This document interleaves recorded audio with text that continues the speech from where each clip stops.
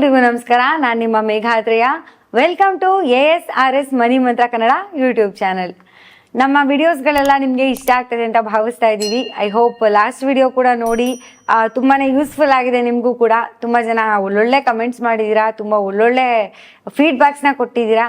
ಹಾಗೆ ಇವತ್ತು ಕೂಡ ಒಂದು ಒಳ್ಳೆ ವಿಷಯದ ಜೊತೆ ನಾವು ಕೂಡ ಬಂದಿದ್ದೀವಿ. ಹಾಗೆ ಕೆಲವ್ರು ಮಾಡಿರೋ ಕಮೆಂಟ್ಸ್ಗೆ ನಮ್ಮ ಗುರೂಜಿ ಇವತ್ತು ರಿಪ್ಲೈ ಮಾಡ್ತಾ ಹೋಗ್ತಾರೆ. ಅದಕ್ಕಿಂತ ಮುಂಚೆ ಗುರೂಜಿ ಅವ್ರನ್ನ ಕಾರ್ಯಕ್ರಮಕ್ಕೆ ಸ್ವಾಗತಿಸ್ಕೊಂಡ್ಬಿಡೋಣ. ಗುರೂಜಿ ನಮಸ್ತೆ, ನಿಮ್ಗೆ ಕಾರ್ಯಕ್ರಮಕ್ಕೆ ಸ್ವಾಗತ.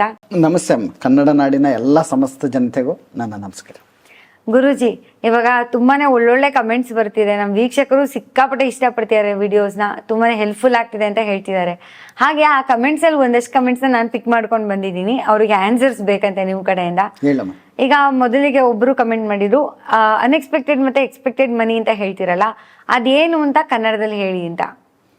ಅದು ಅಪರ್ಮೇಷನ್. ಅದು ಅಪರ್ಮೇಷನ್ ಅಂತಂದ್ರೆ ಇದನ್ನ ಕನ್ನಡದಲ್ಲಿ ಹೇಳ್ಬೇಕು ಅಂದ್ರೆ ಊಹಿಸದ ಮಾರ್ಗಗಳಿಂದ ನನಗೆ ದುಡ್ಡು ಬಂದಿದ್ದಕ್ಕೆ, ನನಗೆ ಹಣ ಬಂದಿದ್ದಕ್ಕೆ ವಿಶ್ವಕ್ಕೆ ಕೃತಜ್ಞತೆಗಳು ಅನ್ನುವಂಥದ್ದನ್ನ ಅವರು ಹೇಳಿ ಕನ್ನಡದಲ್ಲಿ ಬರ್ಕೊಂಡು ಊಹಿಸದ ಮಾರ್ಗಗಳಿಂದ ನನಗೆ ಹಣ ಬಂದಿದ್ದಕ್ಕೆ ವಿಶ್ವಕ್ಕೆ ಕೃತಜ್ಞತೆಗಳು ಅನ್ನೋದನ್ನ ಇನ್ನು ಸಿಂಪ್ಲಿಫೈ ಆಗಿ ಹೇಳ್ಬೇಕಂದ್ರೆ ಅದು ಅವ್ರಿಗೆ ಅರ್ಥ ಆಗೋ ತರ ಗೊತ್ತಿರೋಂತ ಮೂಲಗಳಿಂದ, ಅಥವಾ ನಮಗ್ ಗೊತ್ತೇ ಇರಲ್ಲ ಅದೆಲ್ಲಿಂದ ಬರುತ್ತೆ ಅಂತ, ಆ ತರದ್ದು ಕೂಡ ಆಗಬಹುದು ಅಂತ. ಅಂದ್ರೆ ಸಿಂಪ್ಲಿಫೈ ಅಲ್ಲಿ ನಿಮ್ಗೆ ಅಂದ್ರೆ ಅರ್ಥ ಆಗ್ಲಿ ಅಂತ ಹೇಳಿದ್ದು. ಬಟ್ ಊಹಿಸಿದ ಅಥವಾ ಊಹಿಸದ ಮಾರ್ಗಗಳಿಂದ ಅಂತ ಅಫರ್ಮೇಶನ್ ಅಲ್ಲಿ ಯೂಸ್ ಮಾಡ್ಬೇಕಾಗತ್ತೆ. ಗುರುಜಿ, ಇನ್ನೊಬ್ರು ಕಮೆಂಟ್ ಮಾಡಿದ್ರು, ಇದು ಆಲ್ರೆಡಿ ನಾವು ಒಂದ್ಸತಿ ಟಾಪಿಕ್ ಮಾತಾಡಿದ್ವಿ, ಬಟ್ ಅವ್ರಿಗೆ ಇನ್ನೂ ಒಂದ್ಸತಿ ಆನ್ಸರ್ ಬೇಕಂತೆ. ಏನಂದ್ರೆ ತುಂಬಾನೇ ಸಾಲದಲ್ಲಿದ್ದೀನಿ, ಅರ್ಜೆಂಟಾಗಿ ಹಣ ಬೇಕು ನನಗೆ, ಏನ್ ಮಾಡ್ಬೇಕು ಗುರುಜಿ ಅಂತ ಕೇಳಿದ್ದಾರೆ. ಇಲ್ಲಿ ಅವರು ಕೇಳಿರೋದ್ರಲ್ಲಿ ಒಂದು ಅರ್ಥ ಇದೆ. ಯಾಕೆಂತಂದ್ರೆ ಸಾಲ ಅಂದ್ರೇನೆ ಅರ್ಜೆಂಟ್ ಹಣ ಬೇಕು ಅಂತಾನೆ ಅರ್ಥ ಅಲ್ವಾ. ಇಲ್ಲಿ ಅರ್ಜೆಂಟಾಗಿ ಹಣ ಬೇಕು ಅಂತಂದಾಗ ನೀವು ಫಸ್ಟ್ ಮಾಡಬೇಕಾಗಿರೋ ಕೆಲಸ ಏನು ಅಂತಂದಾಗ, ಈಗ ನಮ್ಮ ಸಬ್ಜೆಕ್ಟಿಗೆ ಬರಬೇಕು ಅಂದರೆ ನೀವು ABCD ಕಲ್ತಿರ್ಬೇಕು. ನಾವು ಈಗ ಯಾವುದೇ ಒಂದು ನಾವು ಎಜುಕೇಷನ್ ಅನ್ನ ಮಾಡಬೇಕು ಅಂತಂದಾಗ ಮೊದಲು ನಮಗೆ ಅಕ್ಷರಾಭ್ಯಾಸ ಕಲಿಸ್ತಾರೆ ಅಲ್ವಾ.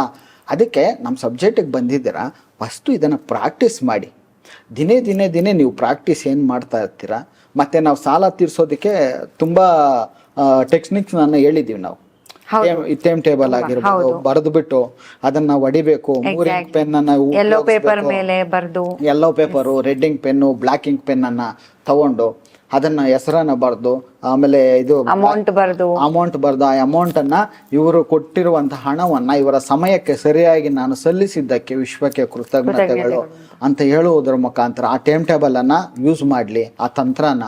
ಅದೇ ರೀತಿಯಾಗಿ ಸಾಲಕ್ಕಾಗಿ ಇನ್ನೂ ಅನೇಕ ನಾವು ಅಫರ್ಮೇಷನ್ ಅನ್ನು ಕೊಟ್ಟಿದ್ದೀವಿ. ಅದನ್ನೆಲ್ಲ ಫಾಲೋ ಮಾಡಿದಾಗ ಅವ್ರಿಗೆ ಅರ್ಜೆಂಟಾಗಿ ದುಡ್ಡು ಬರುತ್ತೆ, ಅರ್ಜೆಂಟಾಗಿ ಸಾಲನು ತೀರಿಸ್ತಾರೆ.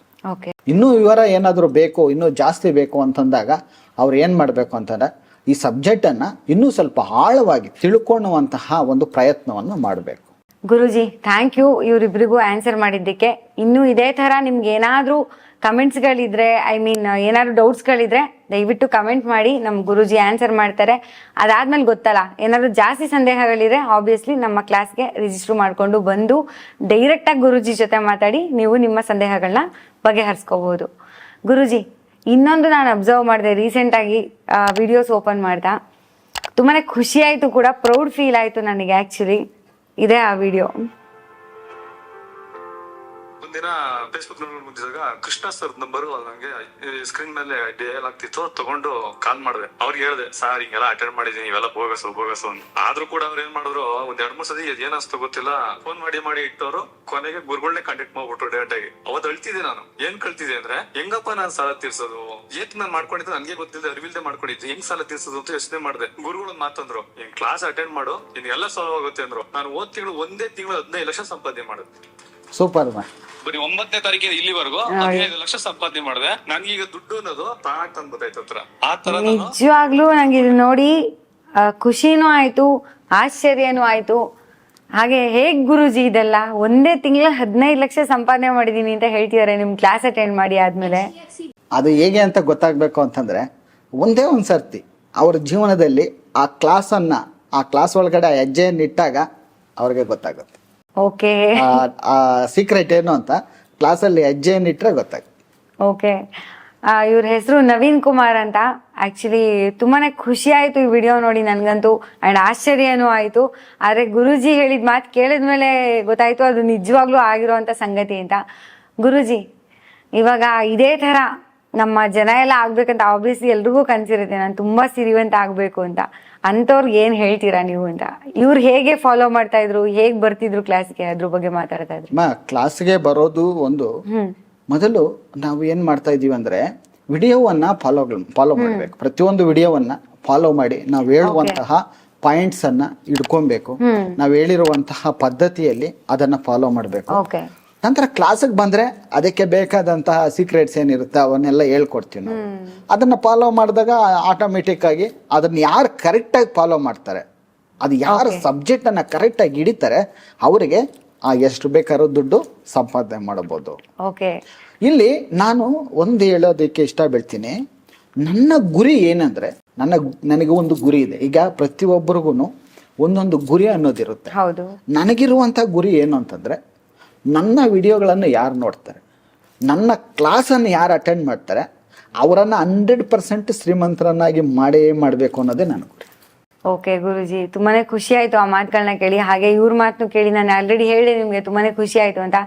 ಅದ್ ನಿಜಾನೇ ಆಗಿದ್ರೆ ನಮ್ಮಷ್ಟು ಖುಷಿ ಪಡೋರು ಬೇರೆ ಯಾರು ಇರ್ಲಿಕ್ಕಿಲ್ಲ ಅಂತ ಅನ್ಸುತ್ತೆ.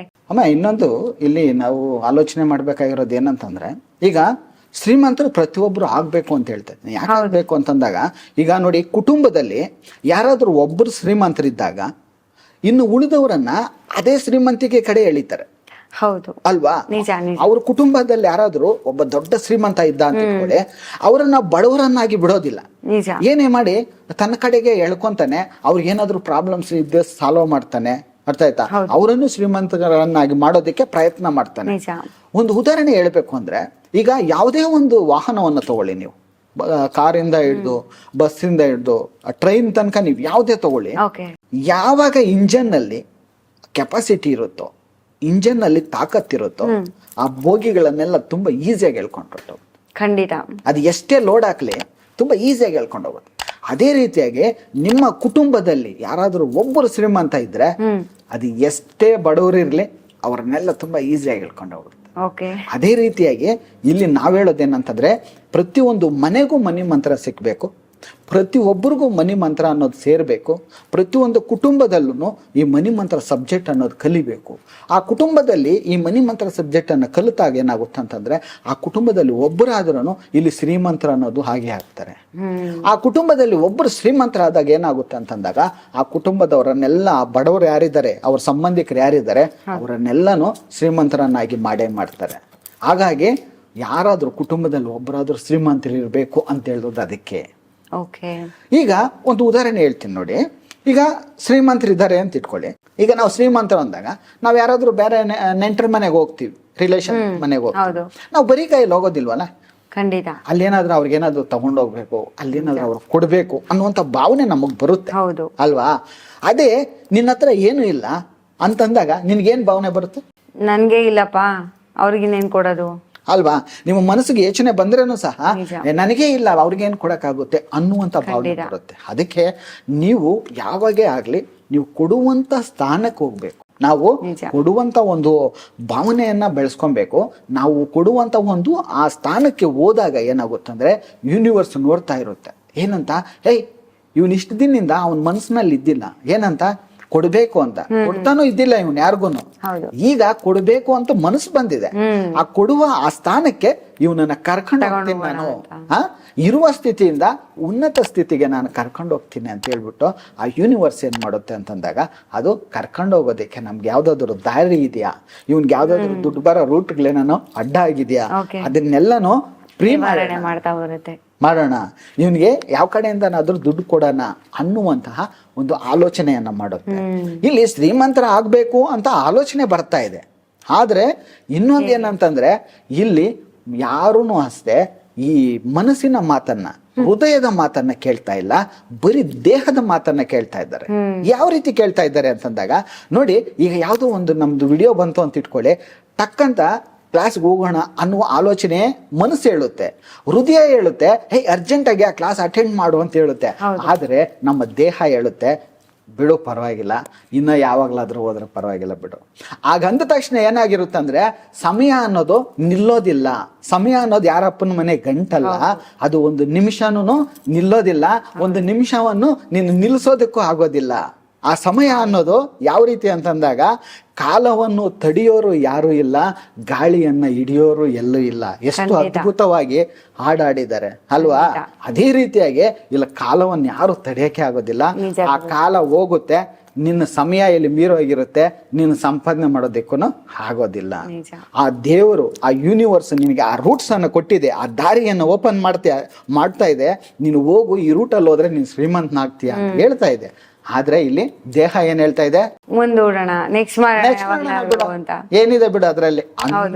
ಆ ರೀತಿ ಆದಂತ ಭಾವನೆ ಯಾವಾಗ ಬರುತ್ತೆ, ಅವ್ರು ಯಾವಾಗ್ಲೂ ಹಿಂದಕ್ಕೇನೆ ಇದ್ದಾಗ್ತಾರೆ. ಅದರಿಂದ ನಿಮ್ಗೆ ಏನಾದ್ರೂ ನಿಮ್ಮ ಸಬ್ ಕಾನ್ಶಿಯಸ್ ಮೈಂಡ್ ಆಗ್ಲಿ, ನಿಮ್ಮ ಕಾನ್ಶಿಯಸ್ ಮೈಂಡ್ ಆಗ್ಲಿ, ನಿಮ್ಮ ಮೈಂಡ್ ಆಗ್ಲಿ, ಯಾವತ್ತಾದ್ರೂ ನಿಮ್ಗೆ ಏನಾದ್ರೂ ಕಲಿಬೇಕು ಅಂತ ಏನಾದ್ರೂ ಹೇಳಿದಾಗ ಅದನ್ನ ನೀವು ಫಾಲೋ ಮಾಡಿ, ನೀವು 100% ಶ್ರೀಮಂತರಾಗ್ತೀರಾ. ಥ್ಯಾಂಕ್ ಯು ಗುರೂಜಿ, ಇನ್ನೊಂದ್ಸರಿ ಥ್ಯಾಂಕ್ ಯು ನಿಮ್ಗೆ.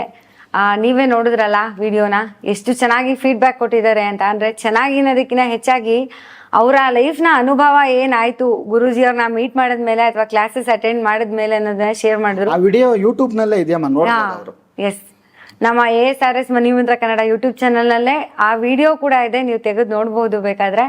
ನಂಗಂತೂ ಅದನ್ನ ನೋಡಿ ತುಂಬಾನೇ ಖುಷಿ ಆಯ್ತು. ನೀವು ಕೂಡ ಅದೇ ಸ್ಥಾನಕ್ಕೆ ತಲುಪಬೇಕು ಅಂತ ಆಸೆ ಇದ್ರೆ, ನಿಜವಾಗ್ಲೂ ಮನ್ಸಿಂದ ಅನ್ಕೊಳ್ತಾ ಇದ್ರೆ, ಗುರೂಜಿ ಹೇಳ್ದಂಗೆ ಬರೀ ದೇಹದಿಂದ ಏನೋ ಯೋಚನೆ ಮಾಡಿ ಕೆಲಸ ಮಾಡೋದಲ್ಲ, ಮನಸ್ಸಿಂದ ಯೋಚನೆ ಮಾಡಿ ಆ ಥರ ಏನಾರು ಆಗಬೇಕು ಅಂತ ನಿಮಗೆ ನಿಜವಾಗ್ಲೂ ಅನಿಸಿದ್ರೆ ಕ್ಲಾಸಸ್ನ ಅಟೆಂಡ್ ಮಾಡಿ, ಕೆಳಗಡೆ ಕಾಣ್ತಾ ಇರೋ ನಂಬರ್ಗೆ ಕರೆ ಮಾಡಿ ರಿಜಿಸ್ಟರ್ ಮಾಡ್ಕೊಳ್ಳಿ. ಬೇಗ ಬೇಗ ಟಿಕೆಟ್ಸ್ ಎಲ್ಲ ಬುಕ್ ಆಗ್ತಾ ಇದೆ, ಸೀಟ್ಸ್ಗಳು ಬುಕ್ ಆಗ್ತಾ ಇದೆ. ನೀವು ಕ್ಲಾಸಸ್ನ ಮಿಸ್ ಮಾಡ್ಕೋಬೇಡಿ ಅಂತ ಹೇಳ್ತಾ ಮುಂದಿನ ವಿಡಿಯೋದಲ್ಲಿ ಮತ್ತೆ ಸಿಗೋಣ.